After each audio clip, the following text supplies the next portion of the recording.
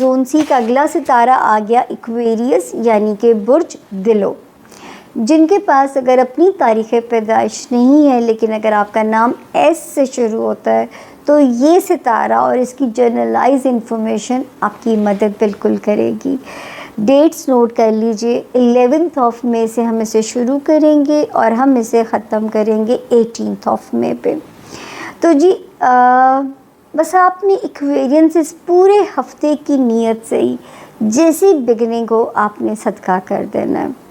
इस वक्त में लोगों के लिए जजमेंटल नहीं होना, बिज़नेस में हाइपर या जल्दबाजी में डिसीजंस को बिल्कुल आपने नहीं लेना, और ब्रेन स्विंग्स अगर डिस्टर्ब भी करें, लगे काम स्लो है, मेरी मर्ज़ी के मुताबिक नहीं हो रहा, तो कोई बात नहीं, दिन गुजर ही जाते हैं, अच्छे हों या बुरे हों, उनकी खूबसूरती ये है कि बिलाखिर उन्होंने गुजर ही जाना है।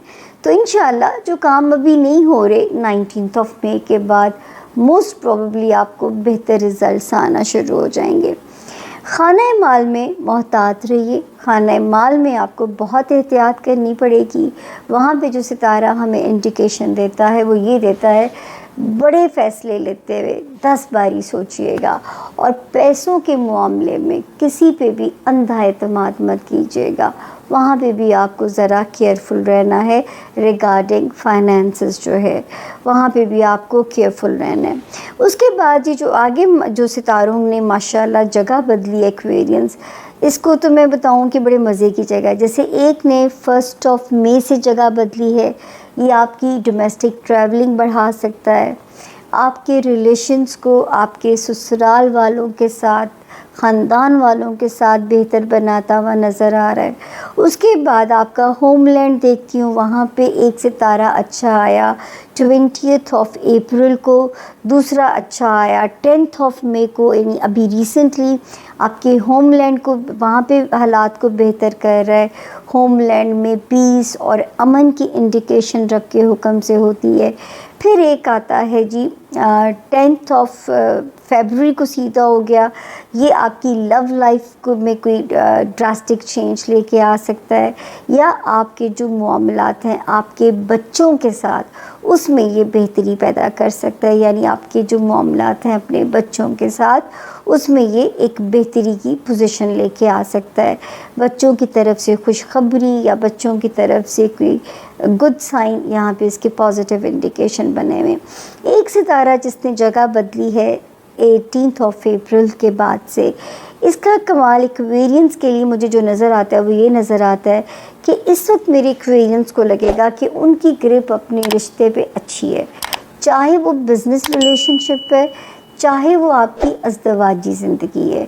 ये मैं कह सकती हूँ कि इस वक्त आपकी जो ग्रिप है अपने रिलेशनशिप एरिया पे बहुत अच्छी है अल्लाह के फजल से।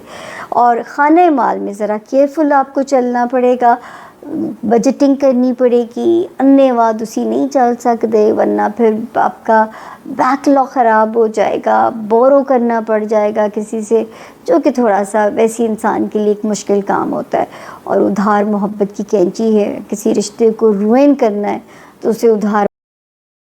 एक्वेरियस आप लोगों के लिए अपना क्या मामला लेकर आएगा। डेट से 12th ऑफ मई से 18th ऑफ मई।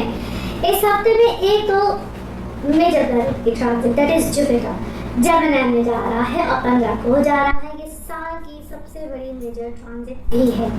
2025 में बहुत मेजर ट्रांजिट है, बड़े प्लैनेट्स की ट्रांजिट है, बड़ा अहम ये साल है जिसमें से कि जुपिटर भी एक है। इसके अलावा जनाब है 15 तारीख को ही सन की ट्रांजिट भी आगे टॉरस में जा रहा है। आप लोगों के लिए जुपिटर तो आपके आ गया है 5वें घर में और सन की ट्रांजिट 4थे घर में है। जुपिटर 5वें घर का बड़े ही बेहतरीन पोजीशन होती है, बड़े अच्छे मामलात को लेकर आता है। सबसे पहले तो ये आपके अपने लिए बहुत अच्छा है, नॉलेज, विजडम, स्पिरिचुअलिज्म, बहुत सी चीज़ों के लिए इंसान हमेशा, मैं कहती हूँ जुपिटर जहाँ भी हो ना वहाँ तो फल देते ही रहता है, लेकिन इसके एस्पेक्ट्स बड़े अच्छे होते हैं। आपकी पर्सनल लाइफ के लिए बहुत अच्छे है, शादीशुदा ज़िंदगी जो ऑलरेडी मैरिड है उनके लिए तो है ही अच्छा, जो सिंगल है उनके लिए उससे भी ज़्यादा बेहतरीन है। यूँ समझ लीजिए कि शादी, रिश्ता, कमिटमेंट्स बिल्कुल आएंगे और ये शुरुआत है, ऐसा नहीं है कि इस हफ्ते के अंदर होगा, इट्स अ कंटिन्यूस प्रोसेस। मगर जब भी हो, जिस तरह से भी हो, आप लोगों ने अपनी कंपैटिबिलिटीज को चेक कराना होता है। और अभी ये आपको टाइम पीरियड बहुत फेवर देगा, तो समझ लीजिए कि ये अभी अगले साल तक ये सिलसिला रहेगा इंशाल्लाह, अल्लाह खैर करे। फिर आपके अपने घर के हवाले से मदर साइड, मदर हेल्थ, थोड़ा सा यहाँ पे लिटिल साइन ऑफ कह लीजिए कि मैं वरी होने के लिए तो बिल्कुल थोड़ा सा कहूँगी कि आपको उनकी ना तरफ तवज्जो देनी है, यूँ समझ लीजिए, तवज्जो देनी है, उनका ख्याल करना है। वैसे ही माँ बाप बड़ी कीमती चीज़ है, जिनके पास है कदर कीजिए, और जिनके पास नहीं होते हैं उनसे पूछिए। तो यहाँ पे थोड़ी सी ख्याल रखिए, टेक केयर कीजिए। और आपके घर में या घर के सिनेरियो में या आप घर का कोई चेंज, कोई छोटी छोटी इस टाइप की चीज़ों के बारे में भी आपके दिमाग में ना आइडियाज चलते रहेंगे, ये ना चेंज कर लें, वो ना कर लें, एक्सपेंशन वहाँ पे भी आप करेंगे। और कुछ लोगों के बिजनेस वाइज भी इस टाइप की चीज़ें एक्सपेंशंस, क्योंकि ये वाले मामला चलते रहेंगे। और हेल्थ में थोड़ा सा ख्याल रखिएगा, हेल्थ वाइज स्पेशली जिनको ENT से रिलेटेड प्रॉब्लम रहते हैं, ज़्यादातर ये वाली इश्यूज बिल्कुल आ सकते हैं। जॉइंट्स का प्रॉब्लम जिनको रहता है उनके लिए थोड़ा सा, या लिवर और स्टमक प्रॉब्लम्स, उनको थोड़ा सा इस वक्त थोड़ा सा अपनी हेल्थ की तरफ ख्याल रखना है। नाउ लेट्स सी कार्ड्स के हवाले से आपकी एनर्जी क्या कहती हैं। जिस भी शख्स के बारे में आप सोच रहे होते हैं, जिस भी सिचुएशन के बारे में आप सोच रहे होते हैं, कार्ड्स की एनर्जी बिल्कुल उससे रेजोनेट करती हैं। लेट्स सी कार्ड्स आपके बारे में क्या दे रहे हैं message. One card is here. Definitely आप किसी चीज़ को, किसी सक्सेस को, किसी चीज़ को, किसी कामयाबी को आप सेलिब्रेट कर रहे हैं, और साथ ही साथ अंदर कोई गम भी है जिसके बारे में आपका फेथ सिस्टम अच्छा है कि आप कहते हैं कि आपने तो बहुत सी चीज़ों को क्या है, अल्लाह के सपोर्ट बहुत किया हुआ है कि जो भी होता है, शायद आपके मुँह से इस तरह की बात ही बहुत निकलती, जो भी होता है इसमें अल्लाह की कोई बेहतरी होती है। फॉरगिवनेस अपने अंदर रखिए।